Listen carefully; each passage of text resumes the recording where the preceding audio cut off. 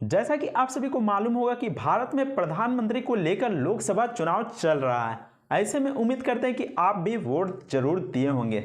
ऐसे में क्या आपको मालूम है कि मतदान केंद्र में वोट डालने के बाद जो ईवीएम मशीन होता है उसका क्या होता है? आखिरकार ईवीएम मशीन से जो वोटिंग होती है उसको किस तरीके से गिना जाता है और उसको कहां पर रखा जाता है, और जब ईवीएम मशीन को मतदान केंद्र से ले जाया जाता है और उसके बाद गणना की जाती है तो वहां पर कौन कौन मौजूद रहते हैं, तो ये सभी सवालों की जवाब आपको इस वीडियो में मिलने वाला है।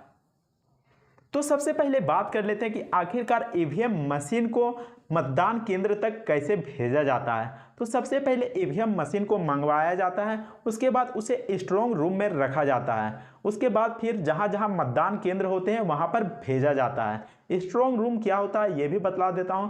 तो स्ट्रांग रूम ऐसे सरकारी स्कूल को बनाया जाता है या फिर ऐसे जगह को बनाया जाता है जहां पर सिक्योरिटी पूरी तरह से टाइट होती है, यानी कि वहां पर बाहर के लोग नहीं घुस सकते हैं, वहां पर पुलिस रहते हैं, उस जगह पर 24 घंटा सुरक्षा बल तैनात रहते हैं। इसके अलावा सीसीटीवी कैमरा लगाए जाते हैं। इसके अलावा वहां पर बहुत ही ज़्यादा यहाँ पर कड़ी सुरक्षा दी जाती है ताकि वहां पर किसी भी प्रकार का छेड़छाड़ ना किया जा सके।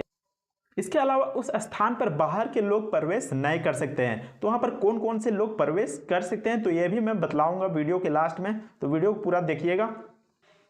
तो जैसा कि मैंने यहाँ पर बतलाया कि स्ट्रांग रूम में सबसे पहले ईवीएम मशीन को मंगवाया जाता है, फिर वहां से मतदान केंद्र तक भेजा जाता है।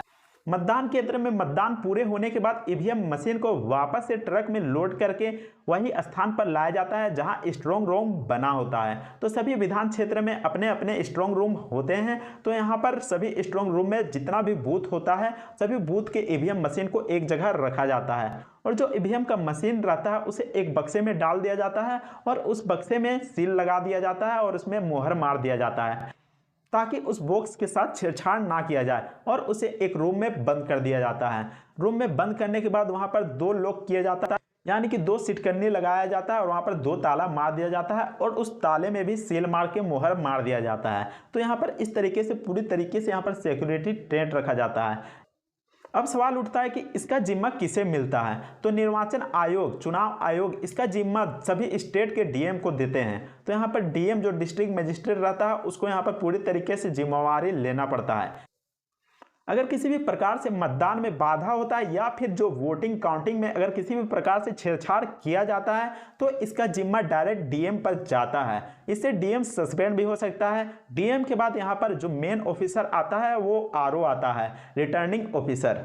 तो सबसे पहले बात कर लेते हैं कि आखिर स्ट्रांग रूम में कौन कौन प्रवेश कर सकता है। तो उस रूम में counting supervisor, counting assistant, assistant returning officer, returning officer, उम्मीदवार या फिर उम्मीदवार के काउंटिंग एजेंट, तो यही सब यहां पर प्रवेश कर सकते हैं। इसके अलावा स्ट्रांग रूम में पुलिस कर्मी तक यहां पर प्रवेश नहीं कर सकते हैं। इसके अलावा दूसरे लोग भी नहीं प्रवेश कर सकते हैं।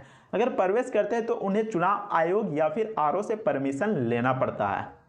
इसके अलावा यहां तक कि उस राज्य के मंत्री भी वहां पर प्रवेश नहीं कर सकते हैं।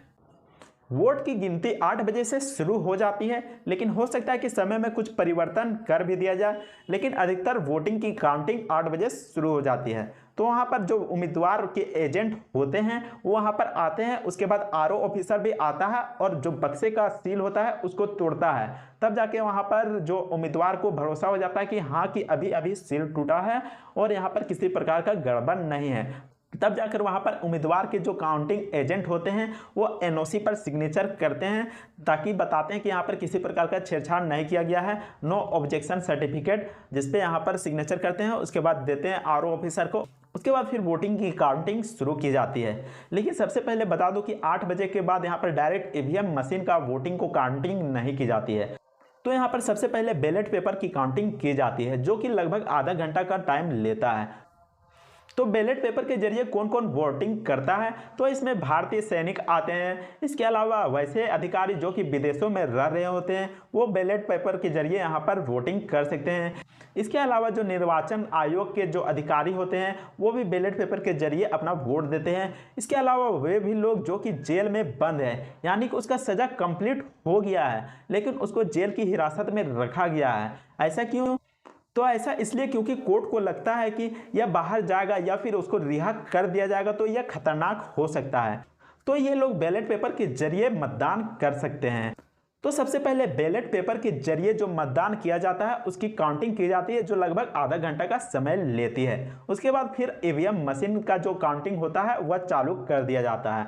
तो ईवीएम मशीन का काउंटिंग का प्रक्रिया ऐसे ही नहीं होता है, तो इसके लिए वहाँ पर 14 बेंच लगाए जाते हैं और 14 बेंच लगाने के बाद वहाँ पर जो वोटिंग करता है, चुनाव आयोग के जो आरओ यहाँ पर जो ऑफिसर को, अधिकारी को यहाँ पर नियुक्त करता है, वो यहाँ पर वोटिंग को काउंटिंग करते हैं। लेकिन काउंटिंग के समय वहाँ पर उम्मीदवार के एक यहाँ पर काउंटिंग एजेंट जरूर रहते हैं। इसके अलावा आरओ के लिए वहाँ पर एक एक्स्ट्रा बेंच लगा हुआ होता है। कुल मिलाकर यहाँ पर 15 बेंच लगाए जाते हैं और यहाँ पर चरण बाय चरण होता है, यानी कि एक बार में 14 ही ईवीएम खुल सकता है। तो यहाँ पर 14 ईवीएम को खुलने के बाद दूसरा चरण यहाँ पर स्टार्ट होता है। तो यहाँ पर एक बार में 14 ईवीएम से ज़्यादा खोलने का नियम यहाँ पर नहीं है।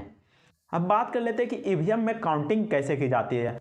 तो ईवीएम मशीन में वहाँ पर रिजल्ट का ऑप्शन दिखता है। जैसे ही वहाँ पर ऑफिसर रिजल्ट पर क्लिक करता है तो वहाँ पर जितने भी उम्मीदवार को जितने वोट आए हुए रहते हैं वहाँ पर काउंटिंग होकर आ जाता है। यह प्रक्रिया लगभग 2 मिनट में हो जाता है और 2 मिनट के बाद पता चल जाता है कि कितना उम्मीदवार कितना वोट लाया है। इसके अलावा वीवीपैट मशीन का भी उपयोग किया जाता है। तो वीवीपैट मशीन आपने तो जरूर देखा होगा, जैसे ही आप वोट देते होंगे उसके बाद वहाँ पर साइड में एक बॉक्स रखा हुआ रहता है। तो उस बॉक्स में एक पर्ची देखने को मिलता है। उस पर्ची में आप जिस भी उम्मीदवार को वोट दिए होंगे उसका वहां पर चुनाव चिन्ह देखने को मिलेगा। इसके अलावा वहां पर क्रमांक नंबर भी देखने को मिलेगा और उसका नाम भी देखने को मिलेगा। तो जैसे ही आप वोट डालते होंगे तो वीवीपैट मशीन में देख सकते हैं कि वह पर्ची 7 सेकंड के लिए रुक जाता है और उसके बाद वह नीचे गिर जाता है। तो उस पर्ची को ही वीवीपैट मशीन में जमा कर लिया जाता है और उसको बाद में जब वोटिंग काउंटिंग होती है तो उस पर्ची को भी काउंट किया जाता है। और जो ईवीएम मशीन काउंट करता है और जो वीवीपैट मशीन के जो पर्ची रहता है उसको मिलाकर यहाँ पर देखा जाता है कि दोनों की काउंटिंग सेम है या फिर नहीं।